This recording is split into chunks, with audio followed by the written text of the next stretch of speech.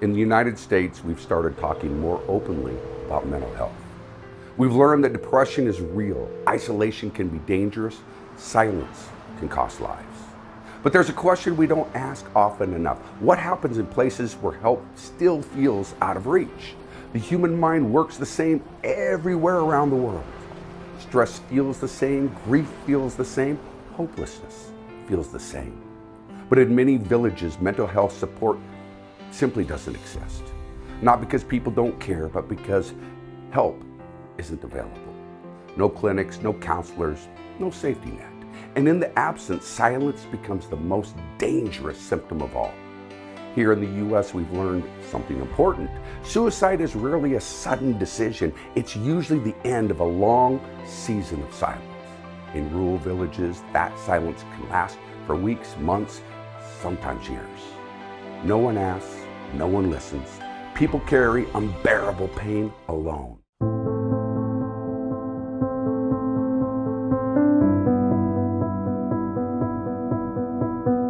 In one village, there is an 18-year-old young man named Srinu.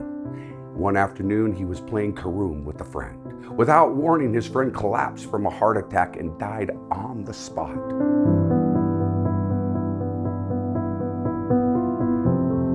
From that moment on, Srinu's world fell apart. He stopped talking, he stopped eating, he stopped sleeping. At night, he woke up screaming. During the day, he wanted to be alone. For weeks, he barely spoke to anyone. His mother watched her son disappear in front of her and didn't know what to do. So she went to someone she trusted. Divya is a local health worker in that village. She didn't arrive as a professional counselor. She didn't come with a diagnosis or a clipboard. She came as someone who was known, someone who was trusted. Srinu's mother asked her to pray. Divya listened. She asked questions.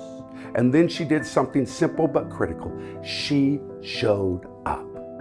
When Divya visited their home, she noticed the signs immediately.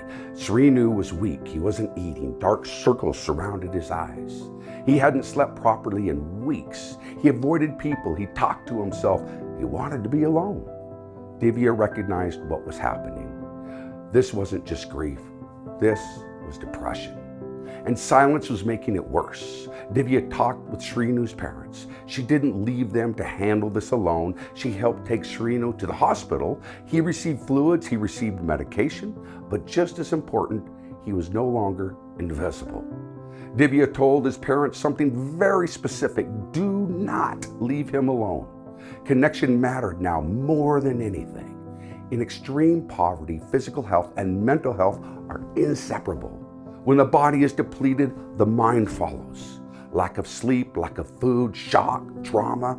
You can't think clearly when survival itself feels overwhelming. As Srinu's body stabilized, something else began to change. Divya asked about the things Srinu loved. Cricket, food he enjoyed, simple routines. She encouraged his family to bring him back into daily life. Not all at once, just gently. Playing cricket again, eating familiar foods, doing small tasks with others nearby. No pressure, no forcing, just presence. In the United States, research shows that being listened to reduces suicide risk. In many villages, this may be the only place listening happens. Divya sat with Srinu. She stayed, she listened, and slowly he began to come back. Srinu wasn't left alone again. He helped clean the church. He set up mats. He worked with the sound system. The pastor took him along to prayer visits. He joined morning walks with others. In American terms, we would call this a safety plan.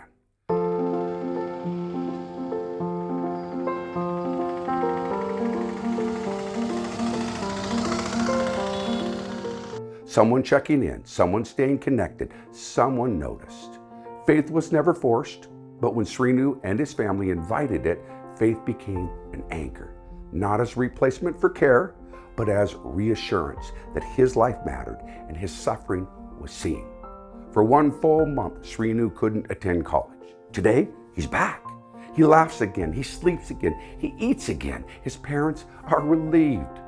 His mother now comes to church regularly. The young man who once said, "If my friend is gone, I don't want to live," is alive and moving forward. This is what prevention looks like. Not a hotline, not a hospital at the last moment, but noticing presence, consistency. A trained woman in the right place at the right time, long before the crisis becomes tragedy. In places like this, crisis intervention isn't realistic. So Ultimate Mission doesn't wait for crisis. We focus on prevention through health, dignity, and relationship, long before someone reaches a breaking point. Some outcomes will never show up in a report. We won't know every life that didn't end, every crisis that never happened, but we know this: presence changes trajectories, listening saves lives, and silence doesn't have to win. Americans understand the cost of silence. Ultimate Mission is preventing that silence from becoming deadly. One village, one health worker, one life at a time, long before a crisis begins. That's what real prevention looks like.